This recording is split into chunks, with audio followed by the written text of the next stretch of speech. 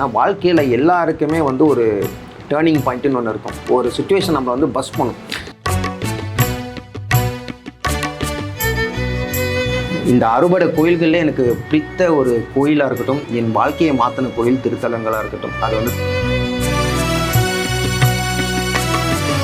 இவர் வந்து ஆன்மீகம் பேசுகிறாரு, இவர் வந்து எனி டைம் வந்து முருகப்பெருமான்ட்ட இருக்கார், இவருக்கு வந்து கஷ்டமே கிடைக்காது, இவர் அதிசய பிறவி, எத்தனையோ பேர் வந்து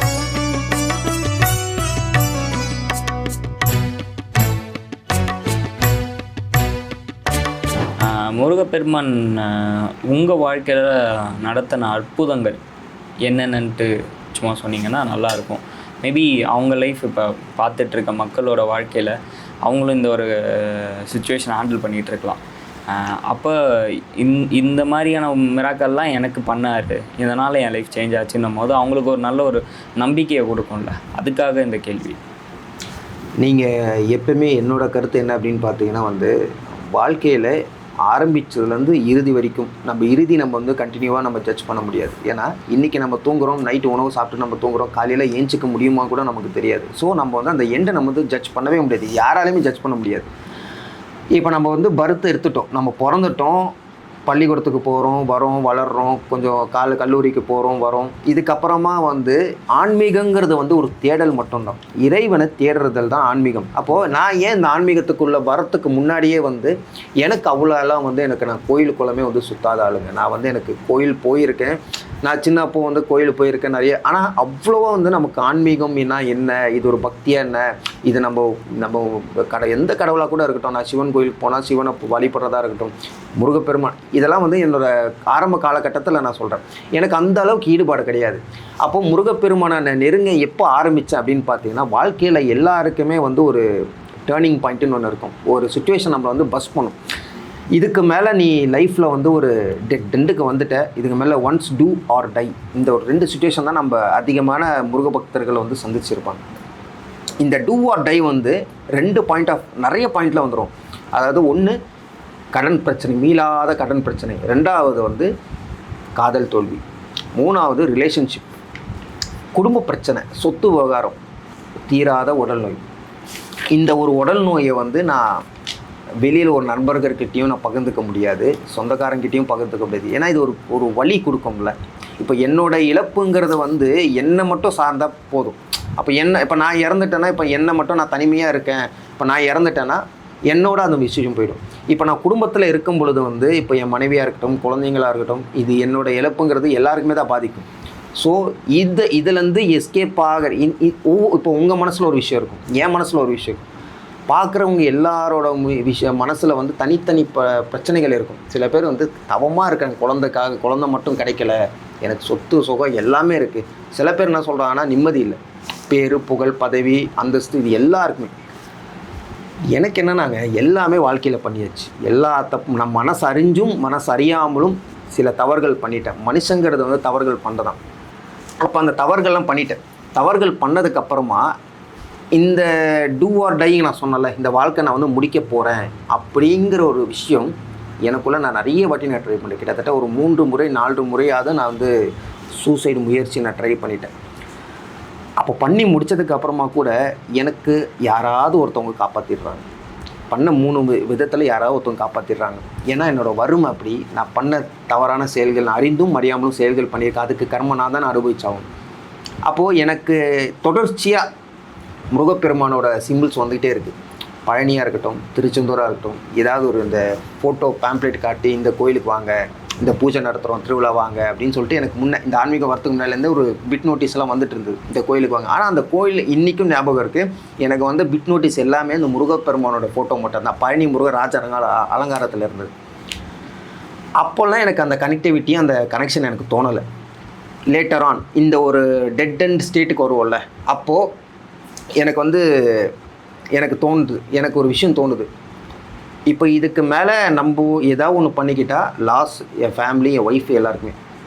அப்போ தான் என் ஒய்ஃபு சொல்கிறாங்க திருச்செந்தூர் வாங்க போகலாம் அப்படின்னு சொல்லிட்டு திரும்பி சொல்கிறாங்க. அப்போ நான் போயிட்டு அந்த திருச்செந்தூரில் அங்கே போய் இருந்தேன். ஆரம்பமே நமக்கு எதுவுமே தோணலை, அந்த அளவுக்கு ஒரு சாட்டிஸ்ஃபேக்ஷன் இல்லை. போய் கருவறையில் ஃபஸ்ட்டு முருகப்பெருமானை பார்க்குறேன்.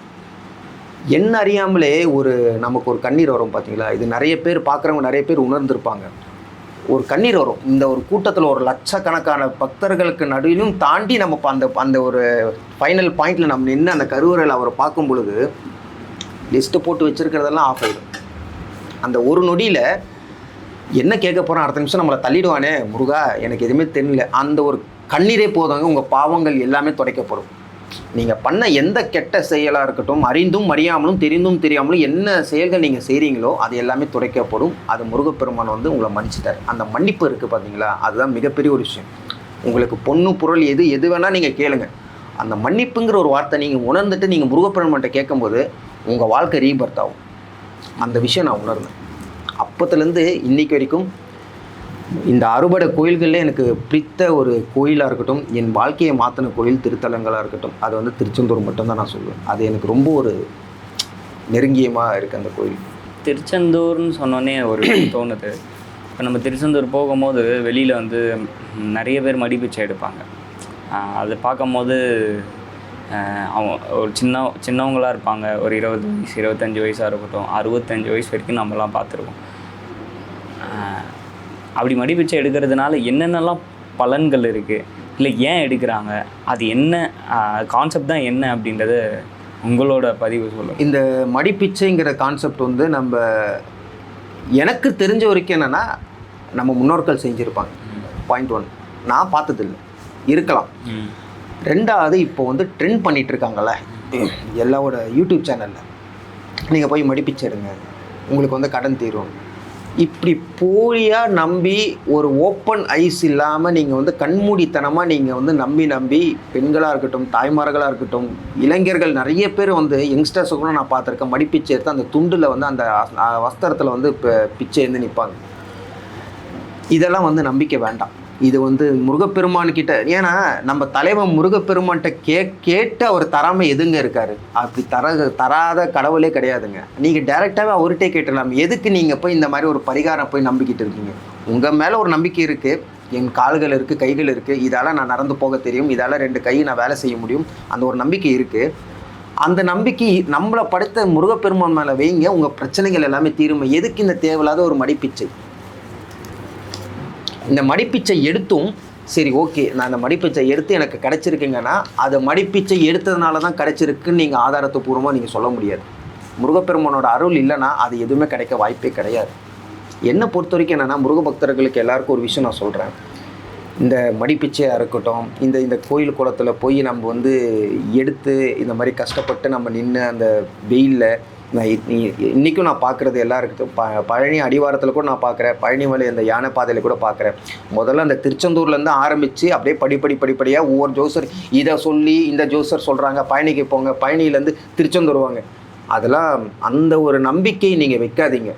மடிப்பீச்செல்லாம் தயவு செய்து எடுக்காதீங்க. அதுக்கு பதிலாக உங்களால் ஒரு ஒரு ஒரு 10 ரூபா உங்ககிட்ட இருக்கும், அந்த 10 ரூபாய்க்கு ஒரு பிஸ்கெட் பாக்கெட் வாங்கி அந்த நாய்க்கு கொடுங்க. இல்லையா, ஒரு 10 ரூபாய்க்கு ஒரு பால் வாங்கி அந்த திருச்செந்தூர் வாசல்லே வந்து சில குழந்தைங்க வந்து உணவு இல்லாமல் இருப்பாங்க, அந்த குழந்தைக்கு வாங்கி கொடுங்க. கண்டிப்பாக சொல்கிறேன், நீங்கள் கோயில் போயிட்டு ரிட்டர்ன் வரத்துக்குள்ளே உங்களுக்கு ஒரு மாற்றம் உங்கள் வாழ்க்கையில் கண்டிப்பாக நடக்கும். இது முருகப்பெருமான் தான் சாட்சி.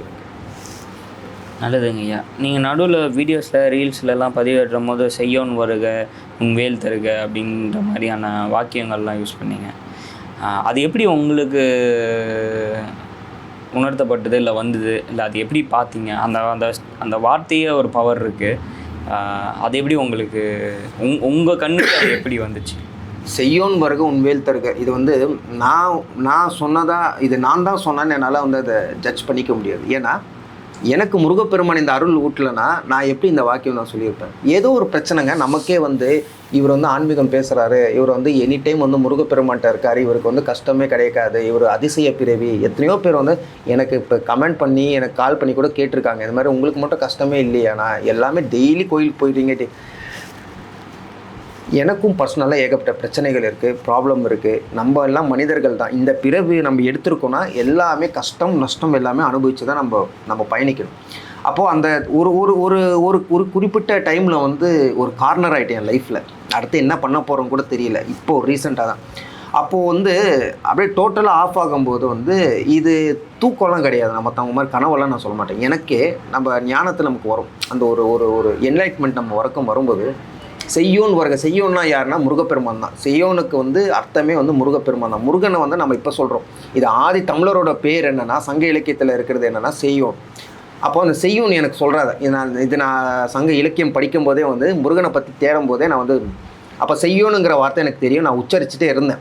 முருகா இப்படி ஒரு பேர் உனக்கு இருக்கா? அப்போ நம்மலாம் நமக்கு தெரிஞ்சது வந்து முருகன், முருகப்பெருமான், இந்த மாதிரி இந்த விஷயம் தான், கந்தன், வேலன், இந்த மாதிரி தான் நமக்கு தெரியும். அப்போ செய்யோனுங்கிற ஒரு வார்த்தை ஒன்று இருக்குது, அது முருகரோட பேர் தான் அப்படின்னு எனக்கு தெரியும். அப்போ தெரியும் போது நான் அதை மனசில் உச்சரிச்சுட்டே இருந்தேன். அப்போ உச்சரிச்சுட்டு இருக்கும்போது வந்து திடீர்னு எனக்கு உண்வேல் தருக அப்படின்னு நானாக வாய் சொல்லி எனக்கு நானே சொல்லிக்கிறேன். அப்போ எதுக்கு இது செய்யோன் வருக உண்வேல் தருக அப்படின்னு நம்ம ஒரு வாக்கியமாக நான் சொன்னேன். அப்போ நான் சொல்கிறேன், நான் இது வந்து நான் பூஜை பண்ணும்போது நான் சொல்கிறேன், முதல்ல நம்ம வெளியே எதுவும் படுத்தா வேணாம், நம்ம ஃபஸ்ட் நம்ம எதுக்கு முருகப்பெருமான் நமக்கு இது கொடுத்தாருன்னு நம்ம கேட்கணும்ல.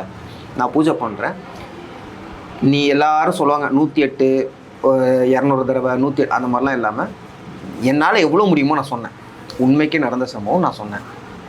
அப்போது அந்த விஷயத்தில் இது எத்தனை கவுண்ட்டு நான் சொன்னேன், இது நடக்குமா நடக்காதாங்கிற விஷயம் என் மைண்டு போகலை.